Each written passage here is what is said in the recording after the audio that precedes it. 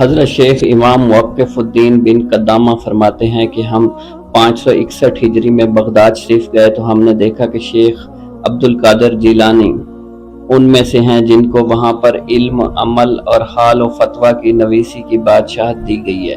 کوئی طالب علم یہاں کے علاوہ کسی اور جگہ کا ارادہ اس لیے نہیں کرتا تھا کہ آپ میں تمام علوم جمع ہیں، اور جو آپ سے علوم حاصل کرتے تھے آپ ان تمام طلباء کے پڑھانے میں صبر فرماتے تھے۔ آپ کا سینہ فراخ تھا، آپ سیر چشم تھے، اللہ نے آپ میں اوصاف جمیلہ اور احوال عزیزہ جمع فرما رکھے تھے۔ امام ربانی شیخ عبد الوہاب شیرانی اور شیخ المحدثین عبد الحق محدث دہلوی اور علامہ محمد یحییٰ حلبی تحریر فرماتے ہیں کہ حضرت سیدنا شیخ عبد القادر جیلانی 13 علوم میں تقریر فرمایا کرتے تھے۔ ایک جگہ علامہ شیرانی فرماتے ہیں کہ حضور غوث پاک کے مدرسہ عالیہ میں آپ سے تفسیر، حدیث، فقہ، علم الکلام پڑھتے تھے۔ دوپہر سے پہلے اور بعد دونوں وقت لوگوں کو تفسیر، حدیث، فقہ، کلام، اصول اور نحو پڑھاتے تھے، اور ظہر کے بعد قرأتوں کے ساتھ قرآن مجید پڑھاتے تھے۔ شیخ عبد الحق محدث دہلوی آپ کے علمی کمالات کے متعلق ایک روایت نقل کرتے ہیں۔ ایک روز کسی قاری نے آپ کی مجلس شریف میں قرآن مجید کی ایک آیت تلاوت کی تو آپ نے اس آیت کی تفسیر میں پہلے ایک معنی، پھر 2، اس کے بعد 3، جہاں تک کہ حاضرین کے علم کے مطابق آپ نے اس آیت کے 11 معنی بیان فرما دیے اور پھر دیگر وجوہات بیان فرمائی جن کی تعداد 40 تھی، اور ہر وجہ کی تائید میں علمی دلائل بیان فرمائے اور ہر معنی کے ساتھ سند بیان فرمائی۔ آپ کے علمی دلائل کی تفصیل سے سب حاضرین متعجب ہوئے۔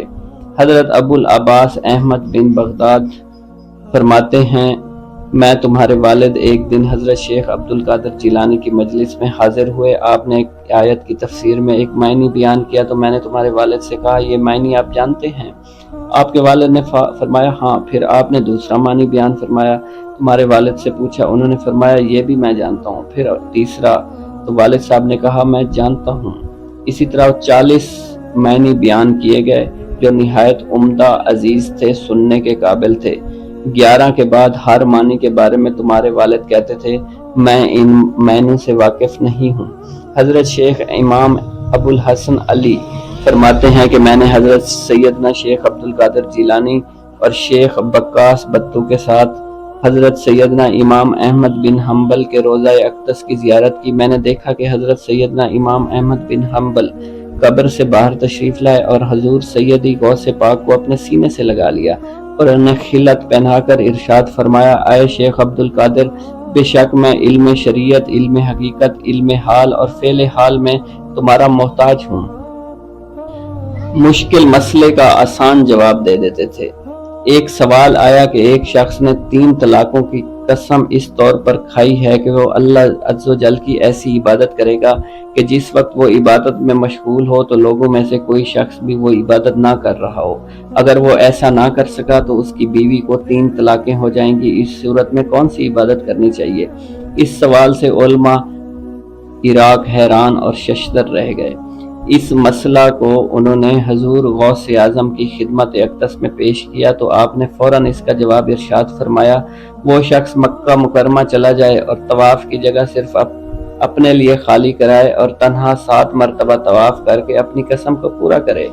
اس شافی جواب سے علماء عراق کو نہایت ہی تعجب ہوا کیونکہ وہ اس سوال کے جواب سے عاجز آ گئے تھے۔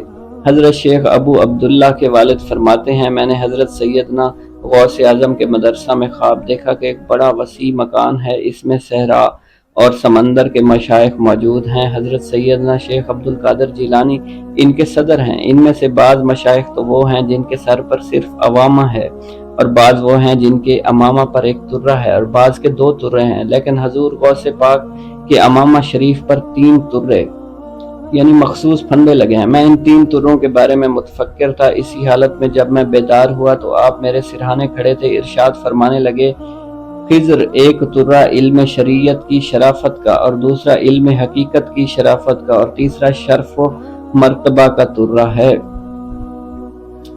حضرت قطب ربانی شیخ عبد القادر جیلانی الحسنی والحسینی قدس نے اپنی ثابت قدمی کا خود اس انداز میں تذکرہ فرمایا ہے کہ میں نے راہ عز و جل میں بڑی بڑی سختیاں اور مشقتیں برداشت کی، اگر وہ کسی پہاڑ پر گزرتی تو وہ پھٹ جاتا۔